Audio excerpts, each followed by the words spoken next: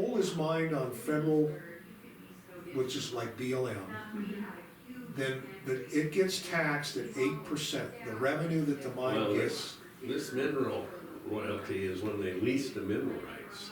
This is Well, from I mean, that's oil and coal. minerals is It's one any thing. mineral. Yeah, any mineral. Any rights. mineral, but I'm giving you the coal example. Yeah. I don't know how, but you're right, because we used to get Now, about I $200,000 or mean, $300,000 a See, year. I used to lease out all our oil mineral rights, which we had considerable and 300,000 acres of land. And they would pay a bonus up front and then so much a year for 5 years usually.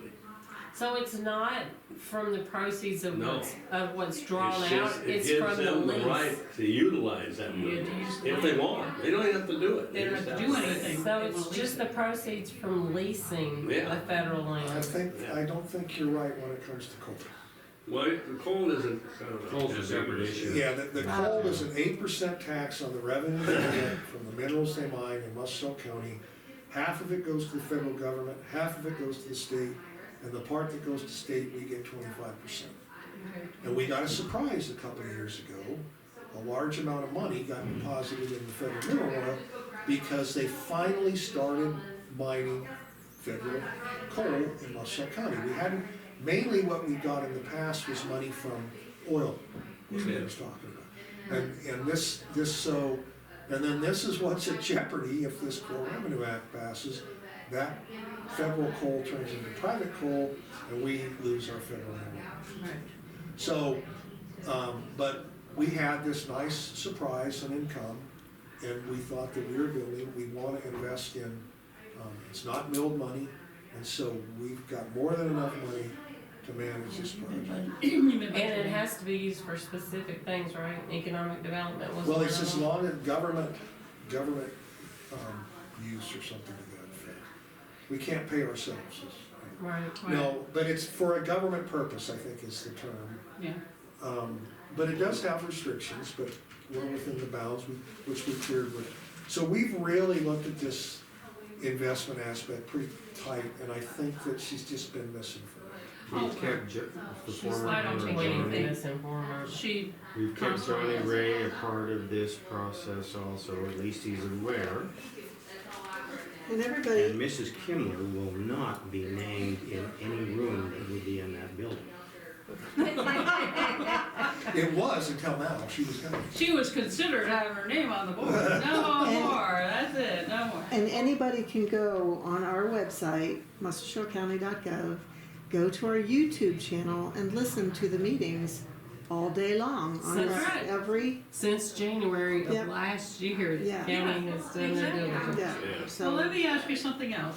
Laura brought this up to me yesterday. Something about, I don't get Ken's paper, the Herald.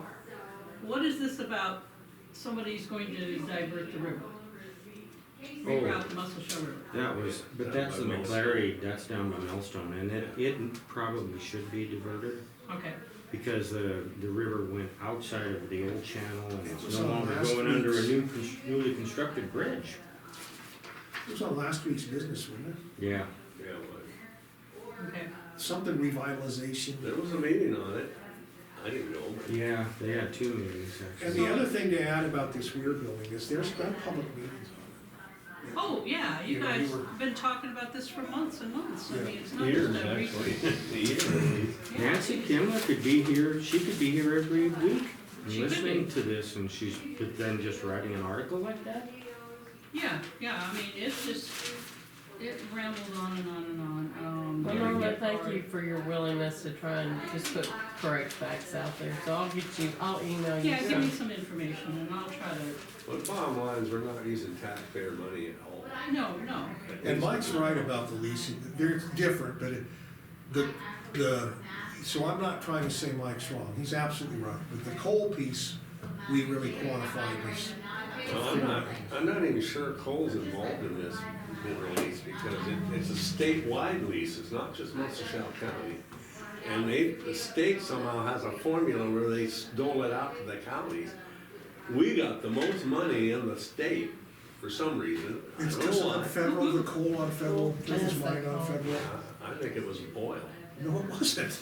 We got, the reason we got the payment, we They got the opened letter up, from the. they Department opened of up Revenue. the oil leases, so there was a big bonus payment come in to the state, and they divvied it up to the county, but you might be right.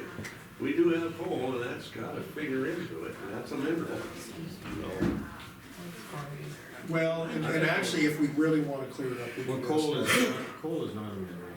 well, there you go.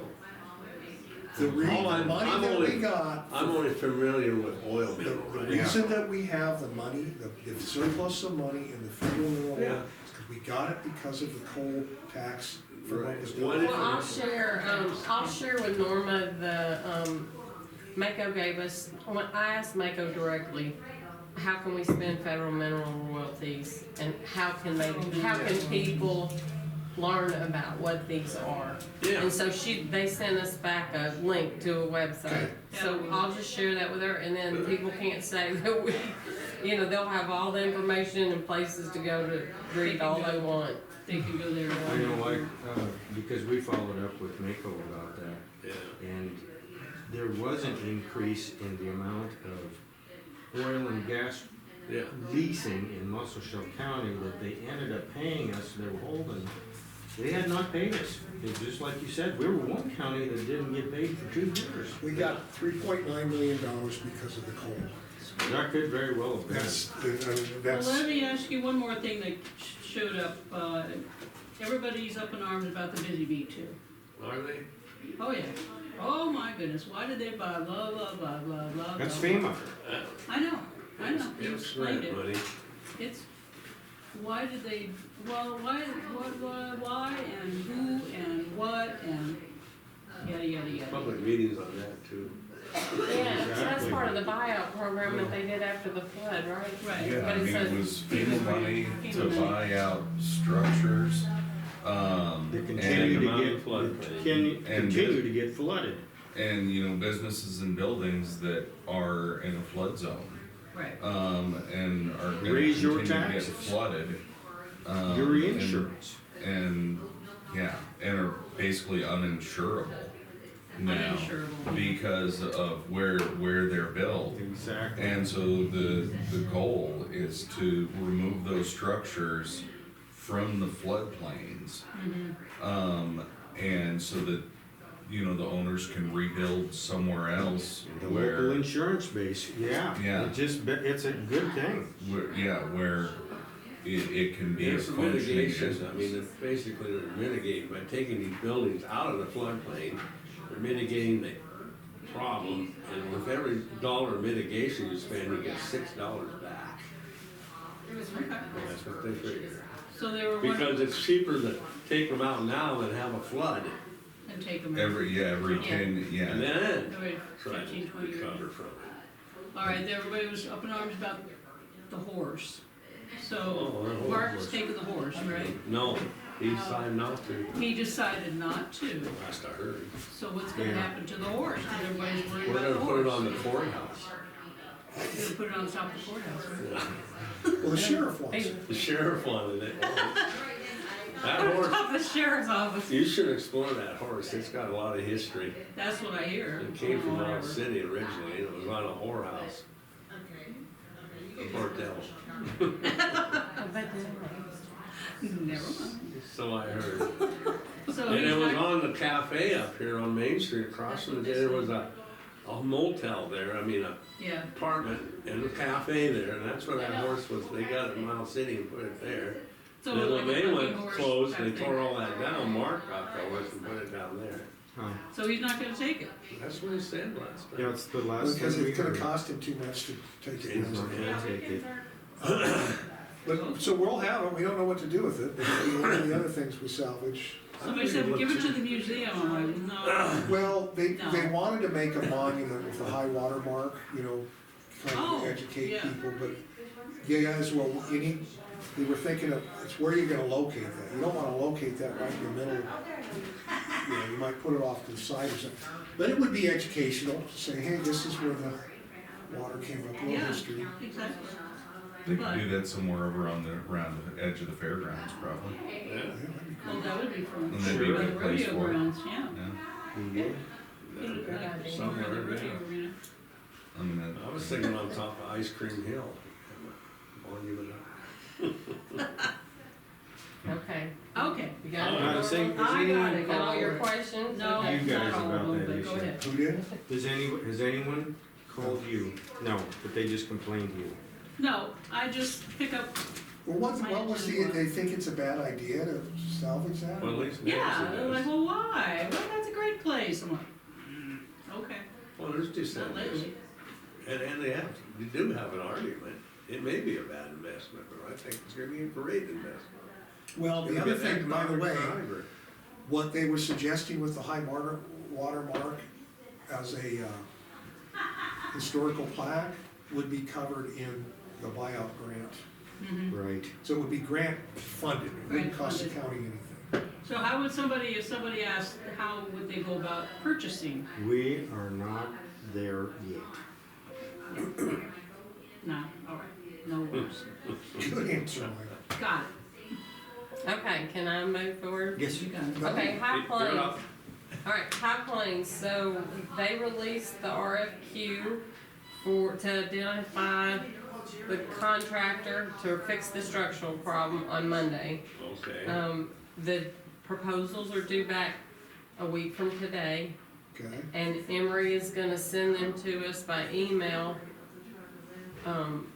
The closing for the bids are 4 p.m. did they actually send those to certain entities, or they just advertising? Both. Okay, So, they sent them to, well, they posted them, the record is gonna, publicize them, and so is Yellowstone County News, and they put them on the Builder Exchange, and then I put it on Facebook. I shared it with, the 3 contractors that asked me to, which is John Monarch, Bill Teason, and, Shane Ridley with Ridley Construction. And he had already been given that, I guess, by High Plains.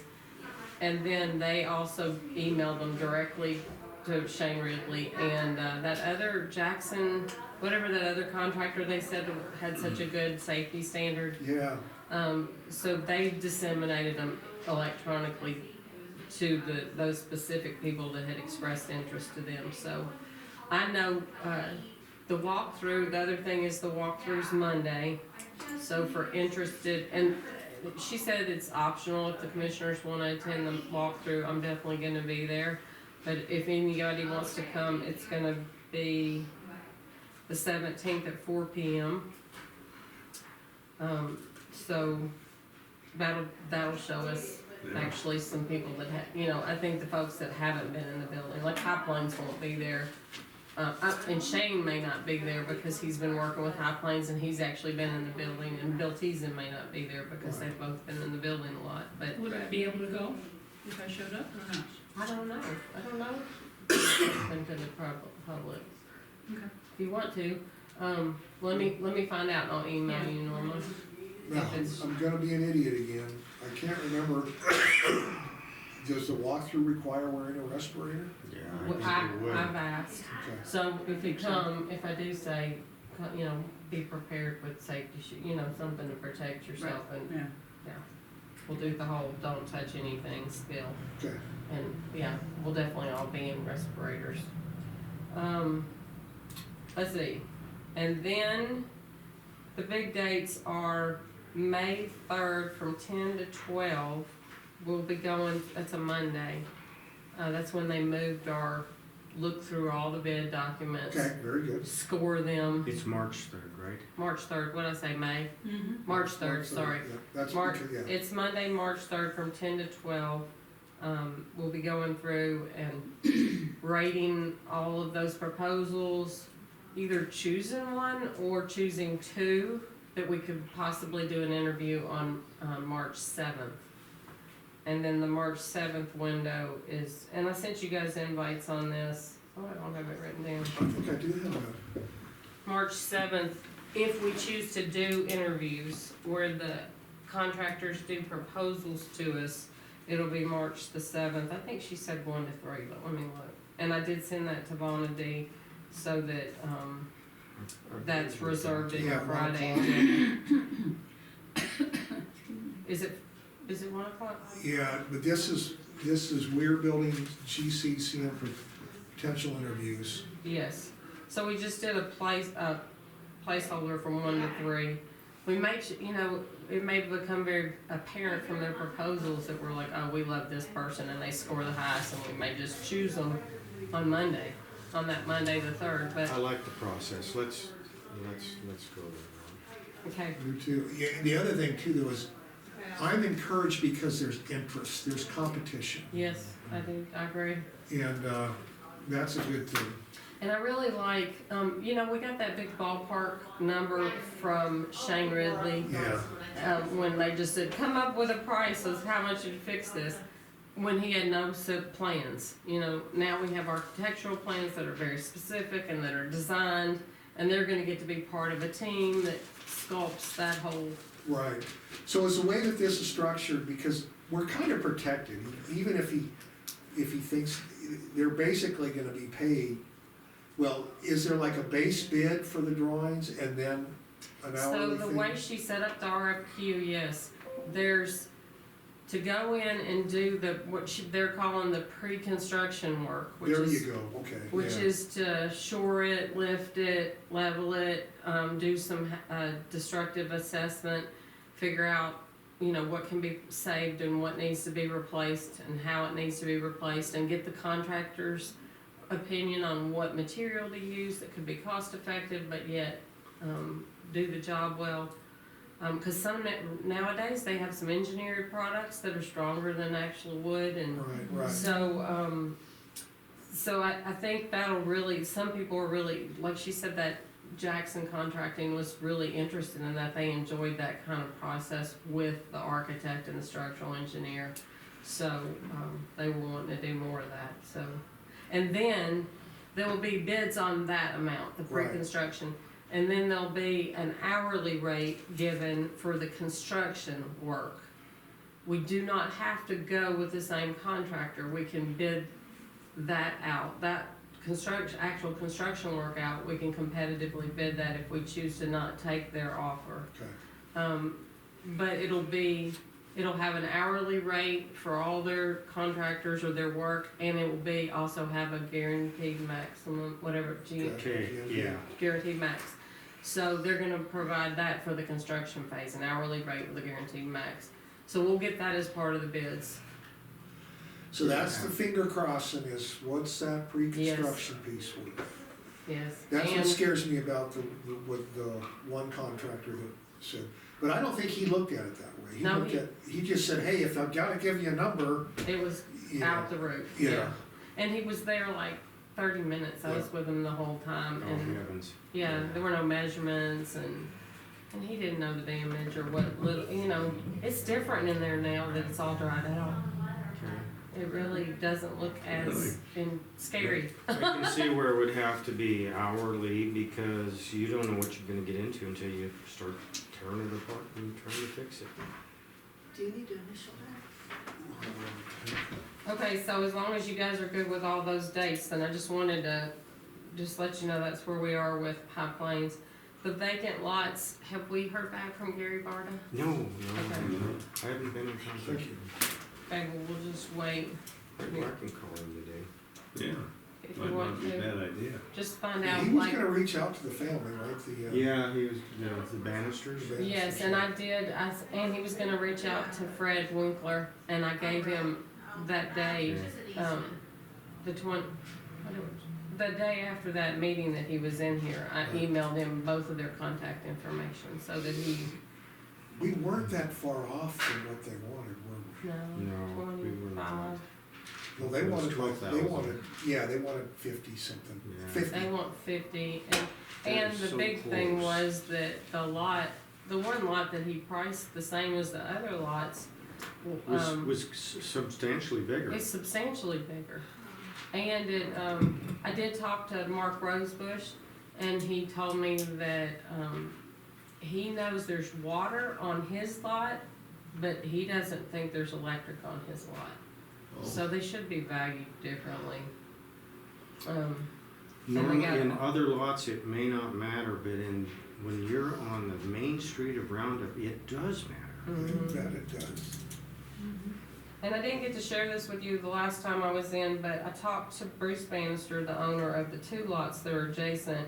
And, he did say that he's under contract. He didn't know this when he said that he's fine going with the county attorney to do the buy-sell. But his wife had entered into a contract with a realtor. Okay, And so he's not gonna change his asking price, but what he did say is that they would cover the cost of the realtor since they entered into the contract with the realtor. okay, So I wanted to relay that to you. He would consider leasing if the county, if that ends up being an option. And he wanted us also to know that he's had 0 interest in purchasing the lot from anybody else. No one has approached them at all.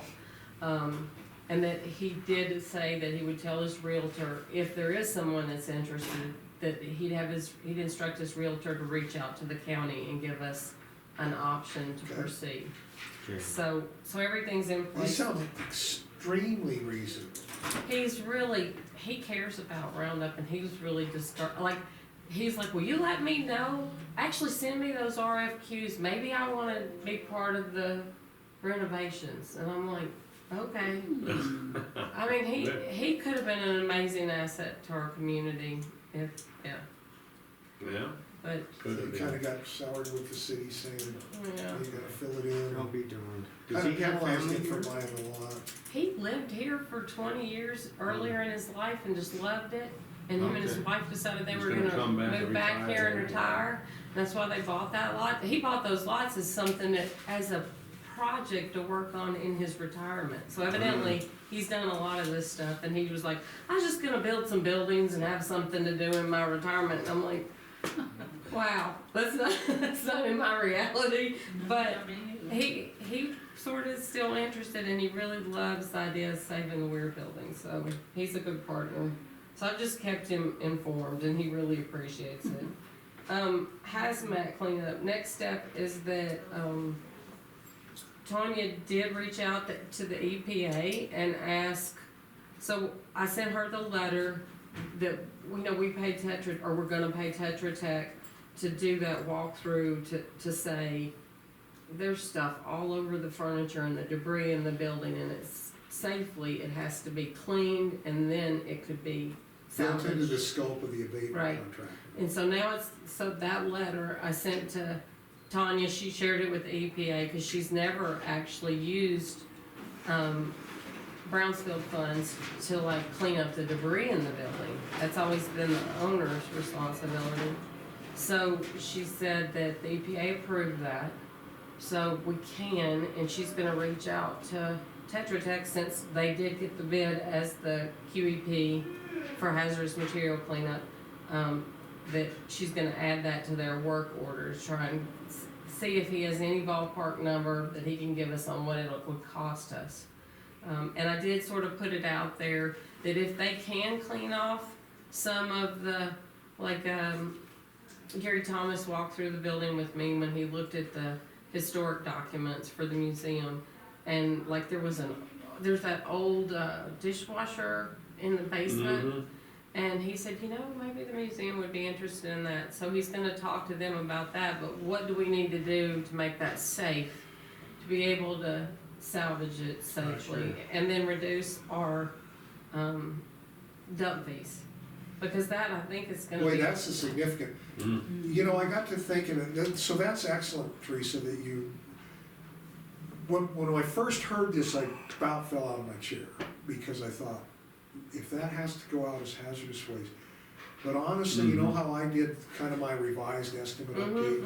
And I figured we spend about 40 grand getting rid of debris, and that's before I knew that it had, but if you think about it, we're only gonna have to pay for half of what it costs. Right, So the number may not change much, so this ballpark figure, I can't imagine them spending more days there, I mean, who knows, we'll see. But, so I'm not as worried about that. It Me does neither. seem like a natural fit. It's kind of surprising that, remember, it was, why are you guys asking this? Why don't you just empty the building? It's like, well, because we gotta know that the material is safe. we don't want kids getting sick or. So maybe we're blazing a trail or something, cause it sounded like it was an unusual approach. Yeah, I I'm think glad most that they people, were, yeah, I'm really glad that they're willing to go down that road of being able to take care, abate those personal items so that they can, so that Johnny can have them and the rest of it. It's kind of out of their realm, but they're willing to make an exception in this case, and I'm liking it. You know, Roger told me at Tetra Tech, he said they've done this before. Yeah, see, I think it is within their realm. Because they go in and they've gotta clean up all the stuff, and what they do is they just, I mean, I guess, I don't know Okay. how they vacuum it off or whatever, but they collect all the hazardous material off of, say, a big Chester drawer. Like, there's a beautiful Chester drawer in there that somebody could use that we'd have to pay to put in the dump and haul the billings. Yeah. Exactly. So why would we do that when somebody from the community could use that? Exactly. And I said, Roger, is that safe? And he says, well, you have a certified abatement contractor cleaning the stuff Yeah. off of the furniture and the products. It will be safe afterwards. You can just stick it out on the curb and give it Well, away. they'll decontaminate it, then they'll sample it, Yep. and then they'll say it came up clean. So that's that's really good news, and it is the only way to do it, in my opinion. And it did seem like a natural fit for an abatement. Abatement's abatement, whether you're taking out ceiling tile or you got a couch, if it's contaminated, it needs to be abated, you know, so. Well, I really have to praise you guys, cause this is, I mean, to me, this speaks to the transparency of y'all's board, and you're, like, when people frowned, when I contact them, I could see them going, why are you doing this? Because most people just throw it in the dump. And they don't do it responsibly, and this is really responsibly done. And it's, I'm just really proud of that. I mean, it's, yeah, I'm proud to do it with you So- guys. Let me ask a question. How long have you conceivably been working on this project? If you had to put a time. A The year? county officially since January last year, I think. Well, They yeah, should- but I can tell you that we started this discussion Like 2 in years ago, October. right? We had that meeting down there at the, at the back porch. Yeah. So it's been, It's been over a year. The It's owner, probably the been a year owner and a was half. still there, I mean, the owner of the back porch. yeah, Morgan. Taylor and Anthony or Morgan. Morgan. Morgan was still When there. Morgan That's was there. who I can remember talking to him about that issue, Okay, right there. so it's over a year. It's just taken so long to put all Oh, of yeah, this there's too many together. parts I to the mean, puzzle. well, and we have to in order to make certain we're doing it right. Well, And it's again, honestly, this actually started, it's been going on for years, Norma. I've been working with Snowy Mountain for years as a volunteer for RCP. But Mike Goffney, as a private citizen, initiated the first remember hazmat cleanup in 2021. 2021. The assessment, and Snowy Mountain proceeded with the assessment in 2021 based on his request and Johnny's Okay. agreement to do that. So this has It's been, so that's 4 years ago. So Well, it's been a multi-year Yeah. process. yeah, and Okay. we've got like the Yep. abatement, you know, what is it, I got numbers going back to August of 24. Mike We almost started bought that building. estimating things. Almost. Mhm. He almost did, he probably wishes he did. He still could, he could still. Like it's He still could be. He's got so much money. No, I figure out how much it's gonna get to put that thing back into use, and it's more than one person can do. Oh, Yeah, yeah, I it told, that was my advice as a Yeah. private citizen, when we were looking at that as a volunteer, I was like, Mike. I'd have to It sell has another 3 ranch. compartments and he could be an owner of one of them. Okay, so Okay, Tanya's thank you. gonna, like, answer your question on the. Yeah, Sorry. yeah. Let me add one thing to that. When we first started this thing, we were very skeptical. Mhm. In other words, we were being sort of pessimistically critical. But we also have overcome an immense number of hurdles. Misinformation from Snowy Mountain, being able to, we kind of dug into that. It's like, well, I guess we can do that, you know? Mhm. And so we've been shooting them down as we've been going. And actually, it might seem like a long time, but I think progress has been pretty rapid. Actually, and everybody in development that I talked to, like the Butte team, they're like, you guys are moving like lightning. Yeah, I yeah. mean, for a development project Yeah, this scale, that scope. and when she looked at what we had done as far as our due diligence, she was like, Teresa, nobody does this much. You know, I'm like, well, this is our first big project as a community, we gotta be sure Do You it's bet. successful. We didn't buy it until last October. Yeah, Right, We haven't even known barely 6 months now. right. And that's because we were sensitive to We We had were. the